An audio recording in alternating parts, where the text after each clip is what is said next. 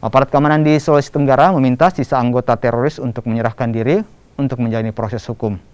Aparat juga meminta warga di sekitar pegunungan di Poso, Parigi Motong, dan Sigi untuk bekerja sama serta menginformasikan saat mengetahui keberadaan mereka.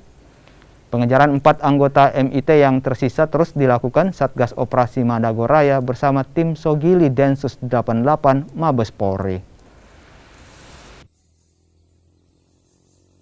Kepada seluruh sisa TPU teroris Poso untuk segera menyerahkan diri kepada aparat TNI maupun Polri guna mempertanggungjawabkan perbuatan terdahulu di hadapan hukum, serta kami menghimbau kepada masyarakat yang sedang berladang di daerah pegunungan Parimo, Sigi maupun Poso apabila melihat keberadaan keempat teroris Poso tersebut untuk menyampaikan untuk segera menyerahkan diri dan melaporkan kepada aparat TNI Polri terdekat.